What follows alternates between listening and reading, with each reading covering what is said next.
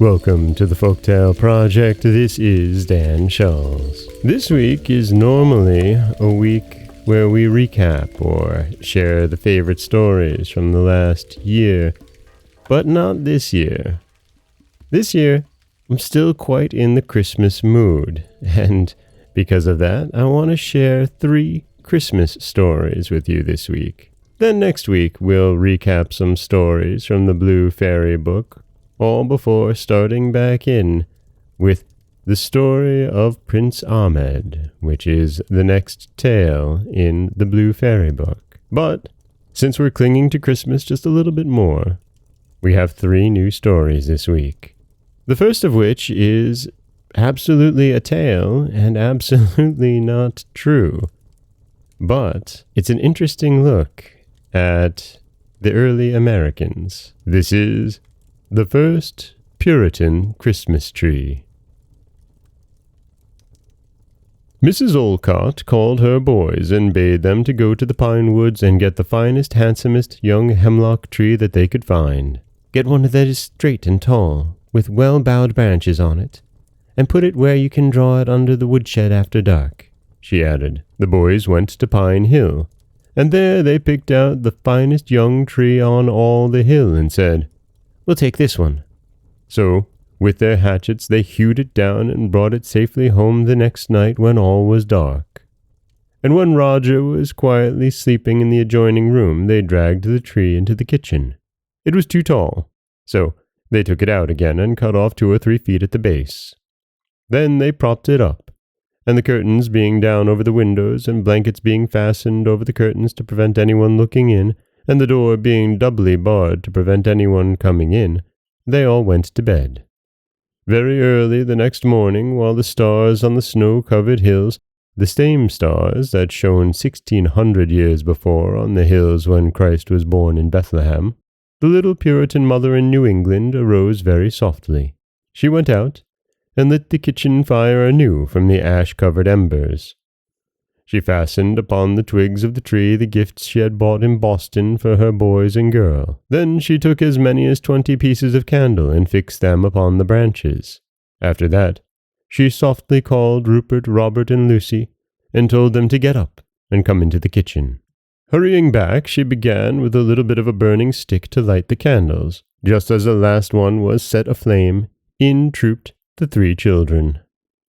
Before they had time to say a word, they were silenced by their mother's warning. "I will fetch Roger in and wake him up before it," she said. "Keep still until I come back." The little lad, fast asleep, was lifted in a blanket and gently carried by his mother into the beautiful presence. "See, Roger, my boy, see," she said, arousing him. "It is Christmas morning now. In England, they only have Christmas boughs, but here in New England, we have a whole Christmas tree." "Oh, Mother," he cried. "Oh, Lucy, is it really, really true and no dream at all? Yes, I see. Oh, Mother, it is so beautiful. Were all the trees on all the hills lighted up like that when Christ was born? And Mother," he added, clapping his little hands with joy at the thought, "why, yes, the stars did sing when Christ was born. They must be glad then, and keep Christmas too in heaven. I know they must, and there will be good times there." "Yes," said his mother, "there will be good times there, Roger." "Then," said the boy, "I shan't mind going. Now that I've seen the Christmas bough, What is that, Mother?" What was it they heard?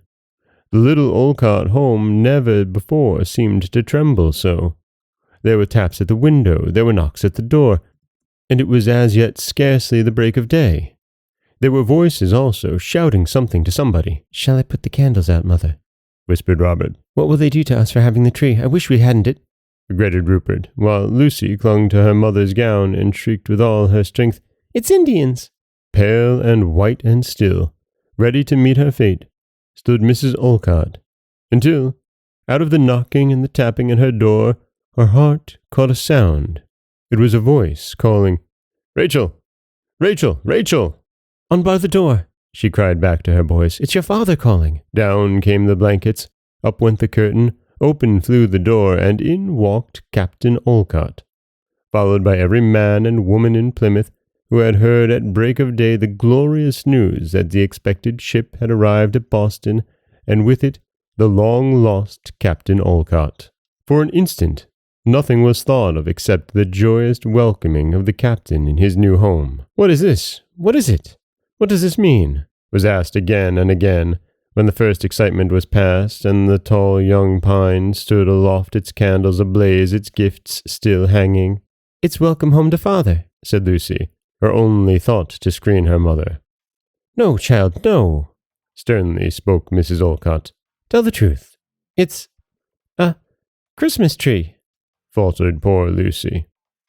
One and another, pilgrims and Puritans all, drew near with faces stern and forbidding, and gazed, until one and yet another softened slowly into a smile, as little Roger's piping voice sung out, "She made it for me, Mother did, but you may have it now, and all the pretty things that are on it too, because you've brought my father back again, if Mother will let you," he added. Neither pilgrim nor Puritan frowned at the gift.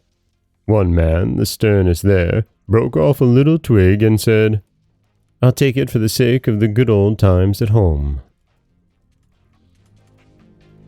And that is the anonymous story of the first Puritan Christmas tree.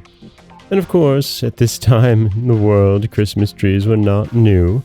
They've been around for quite some time, but it's still a cute story. This is Dan Scholes for the Folktale Project. Don't forget that you can subscribe to the podcast on Apple Podcasts, Spotify, anywhere that you like to get your podcasts. You can follow us on Instagram and Threads at Folktale Project. If you'd like to help support the project, you can head over to patreon.com/folktaleproject. Or you could always just share the stories with someone you love. I do appreciate that. As always, thank you so much for listening.